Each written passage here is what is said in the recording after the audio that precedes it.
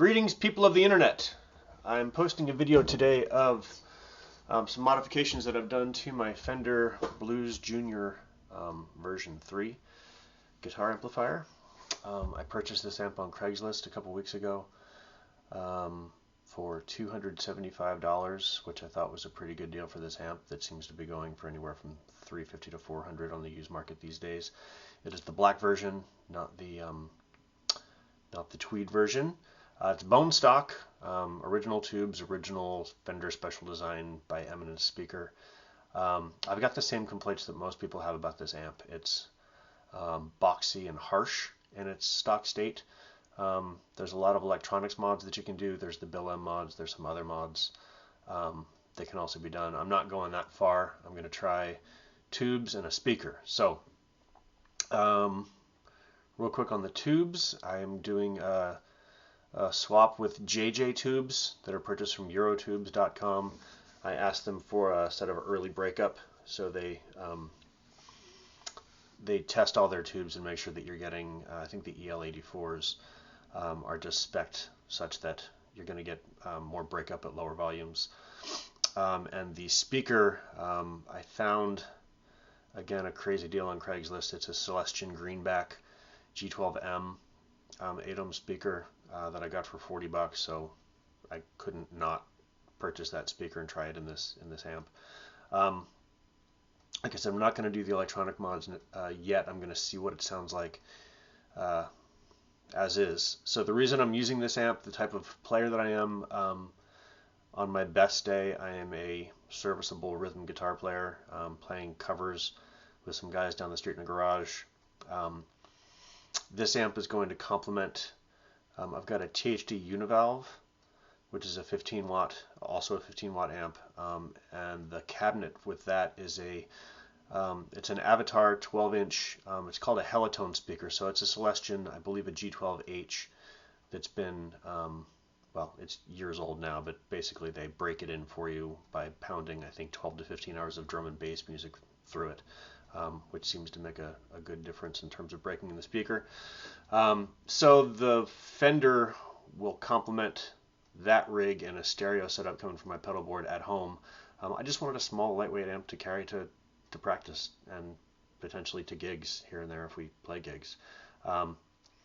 So most of the videos I've seen online give you instructions on how to do the mods. They tell you how to do a tube swap. They tell you how to swap the speaker. The Bill M stuff goes into much more detail in terms of how to actually remove electronic components and solder new electronic components. I'm not going to post a how-to even though I recorded it all. If people need to know that stuff, I can certainly put it together, but it turned out to be like a 15-20 minute video, and that's just too long. So what I'm going to do is I'm going to post back-to-back clips of stock amp mixed in with clips of the tube swap, followed by video clips of the tubes and the speaker swap. So I'm going to go ahead and let you hear that stuff, and then I'll be back. The way the amp's set up, I've got volume, treble, bass, middle, all at 12 o'clock. Fat switch is disengaged. Master is just above 3, so call that 9 o'clock. Reverb's completely off. I've had this warming up for about 20 minutes or so.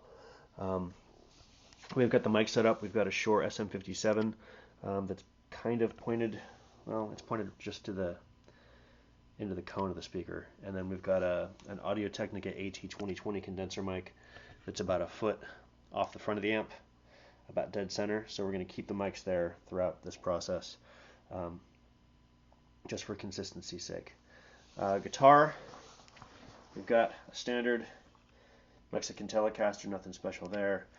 The only thing going between the guitar and the amp is a tuner pedal. So there you have it, set up.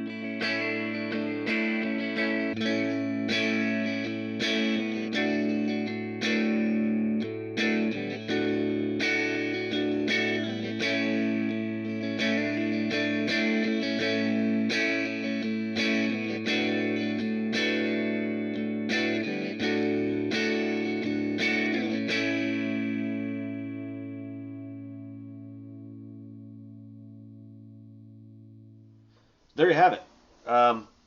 Big difference. I wasn't sure after, as I was doing the modifications and then playing between the modifications, I wasn't sure if there was that much of a difference. But now that I listened to the recording, um, I see that there is. I don't know what YouTube's compression is going to do to this thing, but hopefully you can still hear the difference. There's a bell-like clarity. The low end seems to have been released, especially with the speaker swap. I like the extra little low volume grit that I get from the tubes that I chose. This wasn't my first choice of a speaker. I was looking at some of the Warehouse 65, I believe, but 40 bucks for a Celestion Greenback, you can't really go wrong with that. So I'm going to stick with it in there for a while. Yeah, I think a lot of the harshness is gone from the amp. I can't wait to hook it up to my stereo pedal rig, see how that sounds, play some of the guitars through it. But yeah, if you're thinking about doing some simple modifications to your Fender Blues Junior 3, by all means do it. They're easy to do. Anybody can do it. There's plenty of information on the internet, on YouTube, about how to go about doing those modifications. So mod away, enjoy, be good, do good, and have fun doing it.